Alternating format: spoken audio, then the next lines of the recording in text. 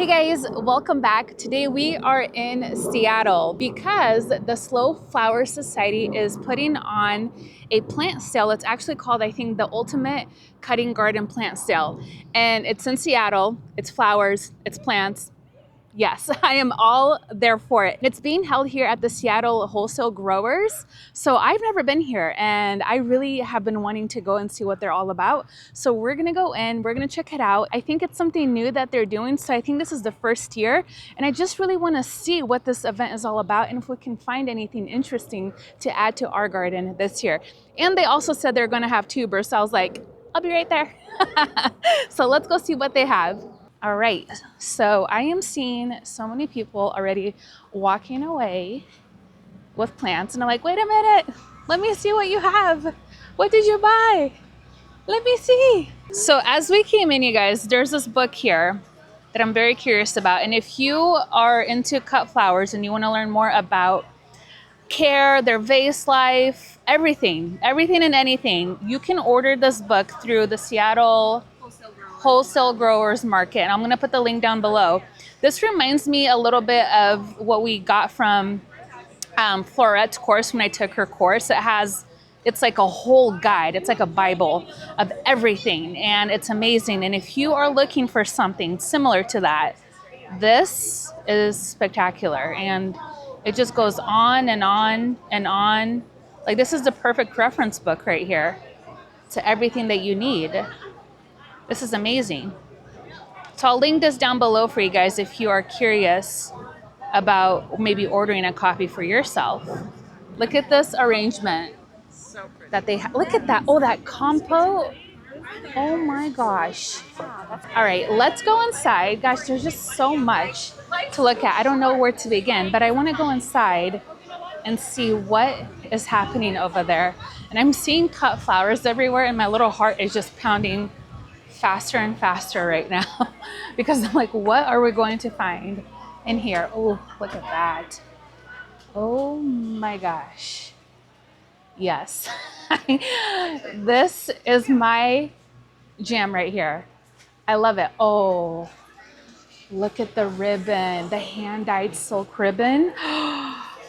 Wow. You guys, I don't know if I've mentioned this. I think I have.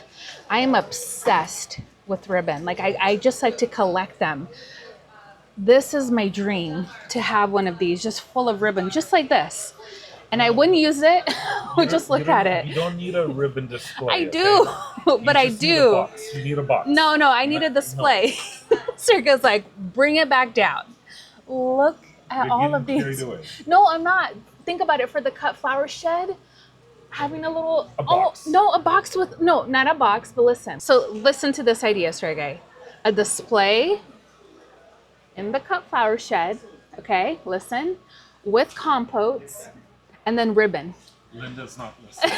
He's like, Linda's not listening. We have an inside joke where I'm like, Linda, listen. Anyways, this is gorgeous. Flower hand. Yeah. That's so cool. This is beautiful. Look at all of these dried flowers, you guys. Look at the table. Wow. Oh my gosh, this is my dream. And look, it's like a special cutout, so you can go in. Make a mental note of this. This is so smart. Look at that. You need one of those. Oh, see, I love when he says that. You need one of those. Yes, that's the type of attitude I love. One of these? Yep. I do. I need like 5 of them. All over the place. I do leave my Falcos. I'm not alone. Sergey's like, you might need several of them because I leave them all over the place. And it's true. Usually I can find my Falcos or any of my pruners in our yard debris bin. That's usually where they end up. But anyways, oh my gosh, you guys, just look at all of this beautiful dried material.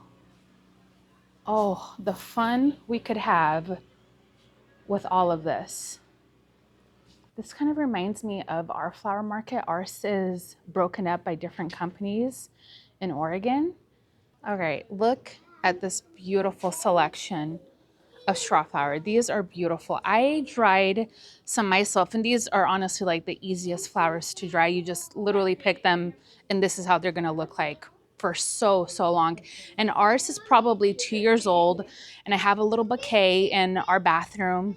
and also in the kitchen, and it just stays like this. Like this is such like a good little investment if you're looking for flowers just to look pretty. Just anywhere, but like buy a little lamp, anything like that. I think these are just the loveliest little flowers to have all year round, tucked away somewhere.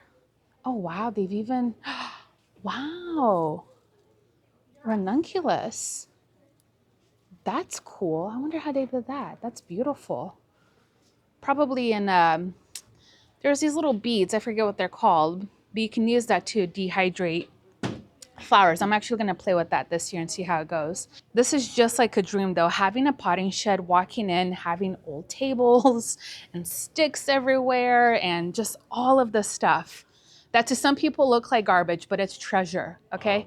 This is pure treasure. If you call this a shed, this is like a bigger than a shed. This is bigger than, I need a shop is what I need. Right. So if you guys haven't been to a market like this, it's typically different farmers, local, and they bring all of their product in and that's sold in one area.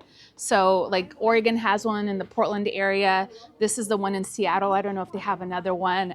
LA has a huge flower market, and it's just great because you can buy local products sourced locally from all of these amazing farmers in the area, which is, it's always exciting because everybody brings in something a little bit different. Some markets are open to the public, not all, but you can always Google that in your area. And it's a great place to go buy florals for events, weddings, baby shower, whatever. It's just a great place to source flowers from. Oh yeah, see, look at this gal with her bucket of flowers. That is dreamy. Let's go over here and see what else we're going to find. Oh, look at this. Oh, I'm going to take you guys into the cooler because you're going to lose your minds right now. This is where the magic happens. Look at this. Look at all of this. And this is where a lot of florists come to and buy their product for their stores. You guys, isn't this so cool? I have to bring you guys to the Portland market because that is also so much fun and I love going there, spending my days there early morning. Look at all of the lilac. Wow, viburnum. The peonies are coming in. Look at this. It's peony season. This is just so much fun. So beautiful. Look at those butterfly ranunculus. I want to grow these next year because they are absolutely magical. All of these ranunculus look so amazing. Look at the size of these pincushion flowers. Look at this. Look at these scabiosa. Look at the size, you guys. That is incredible. All of this great stuff. Greenery. They have a ton of different eucalyptus, seeded eucalyptus, so many different varieties. Achillea. I mean, this really is like my favorite place to come buy flowers. And they also have big, beautiful garden roses, so many different varieties. Just look at all of that. Spray roses. Love spray roses. Funny story, I used to collect these little spray roses when Streg and I first started dating, and I would like leave it in his car and he kept them all these years after. They're in a little dried box. Wow. This is stunning. This just makes me want to put a bouquet together real quick. Just like give it to somebody. Just cloud. Wow. Wax flower. How beautiful these are. Wow. Different ferns. All of the sticks, all of the branches. They have dogwood branches, pussy willow branches. And what I love about coming to the market is look at how long the stems are. Look at this. Look at that. This is insane. This is what I mean when I talk to you guys about when you're cutting your flowers, cut deep because it gives you so much more room to do things with. Especially if you're going to get into selling flowers, you always want to make sure that you're cutting very deep into all of your blooms. There's just so many different textures here too. Like, I wish you guys could touch this. I'm not sure what this is. Looks like some sort of grass. It is so feathery. It literally feels like a bunny's tail. I love this so much. You guys have no idea how happy I am. Like, I could really just be in here all day playing with these flowers. That's my favorite thing to do in the garden, is just play with my flowers. It's just, I don't know what it is. It's the most therapeutic thing that I can give myself. It's just so rewarding. And I hope you guys really get into cut flowers this year with me, because it's going to be so much fun. Look at these little lily of the valley bunches. These are just so darling, just the cutest little flowers. And then look at these tulips. Have you ever seen a tulip that beautiful? That is gorgeous. Look at this. Just like a little pom-pom. And they're tulips. There's some more ranunculus. Look at how interesting these are. Wow. More tulips. I wanted to show you one other thing. Look at these GM blooms. So you guys know we just planted more GMs in our garden. And I was telling you guys how they make a really good cut flower. But look at the stem length of these. This is insane. But look at what a sweet little flower they are. They just act as that airy accent in a bouquet. This is why I want to grow more of them.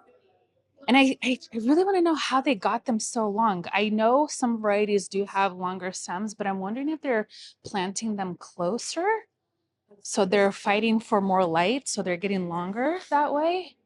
I'm curious to know about that. All right, so if we come out here, there are some tubers.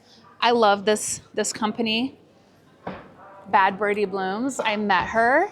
We're probably going to see more of her. Stay tuned for that. She has just the best dahlias, and she is just the sweetest. And then, of course, Dan's dahlias. I knew he'd be here. We're going to be doing some filming with Dan here soon, too. You guys remember we did a whole interview at his farm. If you haven't, Dan's been growing dahlias since he was 10 years old. I'll link the video down below because it's a fascinating story. And we have a ton of his dahlias this year, but there's still some really great varieties out here to pick up as well. There's a little tuber buffet here, so you can come out and still pick up some tubers, and these are a great price. These tubers look amazing. Look at these clumps. They look great. Nice and firm. And then if we swing over here, this is where they have more flowers that they're bundling. And there's Mayish. Mayish has like the best flowers. I love their stuff. They are bundling all of the flowers. These are going to Mayish. Look at all of this product, you guys. Oh, all of the goodies. All right, so they are just setting up, so we can't go in there. But when I come back, I will take you guys in that cooler because it is bonkers. It's so good. All right, so they do have more dahlias back here too. And I asked Sergey, did you find anything interesting? He's like, I don't know without pictures. That's so accurate. So let me just take a quick look. I think I'm pretty familiar with some of these. You guys are about to meet Deborah Prinzing, and she like started this whole thing. She's one of the founders, and she's an author, and she's amazing. And I just can like say good things about her all day, every day. I have some of her older books. Her new book just came out. So we are going to get a copy. Hi, I'm Claudia. Nice to meet you. Who is this woman? I'm the new kid on the block, and so I'm like, I had to meet you. Oh, hi. Yeah, Claudia. This is Robin. Hi, Robin. Nice to meet you. Beautiful work. Hey. This is Deborah, you guys. Like in person, right here. This is her. Until 2 today. There you go. I just pulled this. I have to give you a little sneak peek of her book because I'm just picking up my copy right now. We order from Sunny Meadows Flower Farm. I love their tubers, but just look at this beautiful book and all of the stories behind it. This is going to be a fantastic read. I cannot wait to get into this book. Like, I am on the drive home. This is going to be my read. All right, my book is secured. Met Deborah, cannot wait to talk to her again. Now I'm just out here taking a quick look at some of these little flower starts because there might be something in here that we don't have. With zinnias, you guys know we have a ton, so I might not need any zinnias because we're growing so many this year, so many different varieties. But let's just continue looking and see what's in here. All right, we're at the free range flowers booth, and they also have dahlias. Let's just look to see if there's one that we need. I think I have all of these, but look at these tubers. These look great. That is such a good idea. They store really well. Like, Wow. put them in like. I love how they store their dahlias. That's a genius idea. So she was saying that they just put them in these reusable bags and then like moisten wood shaving and they store really nicely. That's awesome. I love learning new ways of storing dahlias because you can always improve on storage. Rock Run Ashley, we have this one and it's beautiful. Ivanetti, this is just a classic. Classic, beautiful tubers, beautiful color, good producer. And Wine Angel, this is like one of my new favorites from last year. I am going to get one of these because I just love that raspberry color. Here's a good one. Do I want two? No, let's just do one. All right, I just spoke to the farmer. So this is Wild Fry Farm with all of the chrysanthemums. And I'm just looking, you guys. Hold on, let me just show you some of these varieties. Just look at all of these beautiful flowers. So guess what? I'm gonna get into some of these and see how they do in our garden this year. I'm gonna pick up 3 and see how they are. But these look like beautiful, healthy plants. I'm super, super excited for them. All right, I did not come expecting to buy a lot, and I'm not buying a lot. I got a few mums. I'm gonna show you guys the varieties. And then I'm just going to pick up a couple more dahlias because there are some fun varieties in here that I'm excited about. All right, so here is the dahlias in here that I'm going to get. I think it's Vazio Migos. I'm probably mispronouncing that, but I'm gonna get this one. This one is for Sergey because he saw this and he thought this was interesting. So let me just get a good tuber here. And then the other one I'm kind of interested about is this Alicia. This looks really pretty. It's like a bright magenta color. So I think I'm gonna get this one too. This just looks like it's going to be fun to grow in the landscape. And then I'm gonna come over here and grab Rancho. This is a good one. Nicholas is a good one. Small World.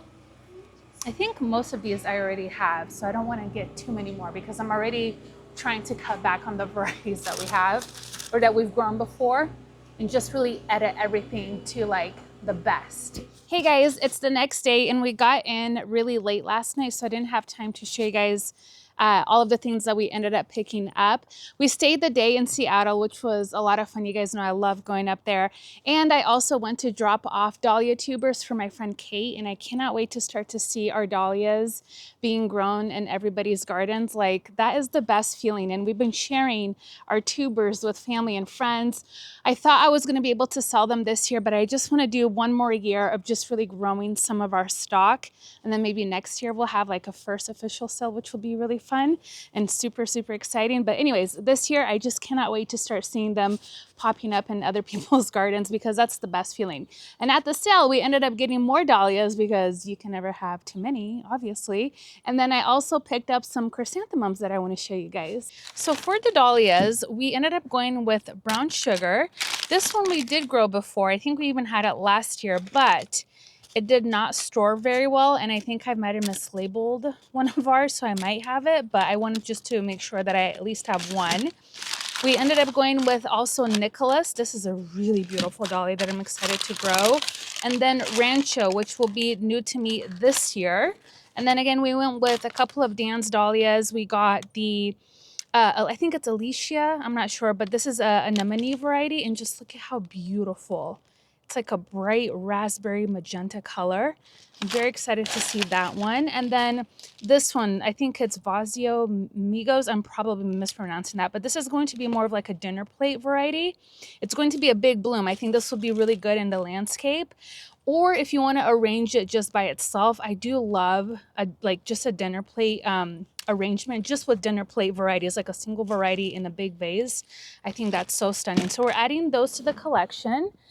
And then I have a few of these chrysanthemums, and I've never really gotten into heirloom chrysanthemums, but I have a feeling I just open up the floodgate to something very exciting. So it's going to be really great or really bad. We'll see. But these are the ones that I picked up. So I have Evening Glow, and I'll pop up a picture for you guys on the screen of these from her website, Evening Glow. I also got River City, and then which one is this? Norton Vic. I think this is the dark one if I'm not mistaken. But the cool thing about chrysanthemums and these heirloom varieties, I bought 3 plants, but out of these 3 plants, we can get multiple cuttings out of. So if you buy a plant right now from like either a farmer or a grower, you can actually come in. So like with this one, you want to leave at least 3 sets of leaves. So we have 1, 2, 3. So I can go ahead and just pinch it right here and maybe even up here. Dip this into rooting hormone and then plant it in some soil and let it root, and I'm going to get a cutting out of that.